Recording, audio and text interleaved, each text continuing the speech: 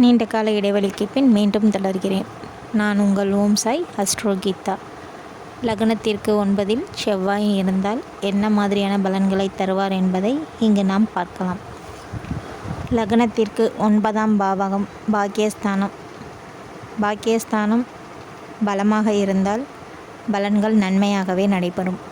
9ஆம் இடம் தந்தையார் இடம் என்பதால் தந்தையாருக்கும் ஜாதகருக்கும் இருக்கும் உறவு நன்மையாகவே இருக்கும்.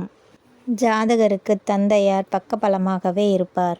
ஜாதகருக்கு வெளிநாடு செல்லும் பாக்கியம் அதிகமாகவே இருக்கும். செவ்வாய் உச்சம் அடைந்தாலோ ஆட்சி நடந்திருந்தாலோ செவ்வாய் புக்தியோ செவ்வாய் திசையோ நடந்திருந்தால் இந்த ஜாதகருக்கு பலன்கள் மிகவும் நன்மையாகவே இருக்கும். செவ்வாய் கடகராசியில் அமர்ந்து செவ்வாய் நீச்சம் அடைந்திருந்தாலோ சனியால் பார்க்கப்பட்டாலோ செவ்வாய் வக்கரம் அடைந்தாலோ பலன்கள் சற்று மாறுபாடாகவே அமையும். நன்மைகளை அதிகம் எதிர்பார்க்க முடியாது. இத்துடன் இந்த பதிவை முடித்துக் கொள்கிறேன். மீண்டும் வேறொரு பதிவில் உங்களை நான் சந்திக்கிறேன். இந்த பதிவு உங்களுக்கு பிடித்திருந்தால் லைக், ஷேர், சப்ஸ்கிரைப் பண்ணவும். தேங்க்யூ.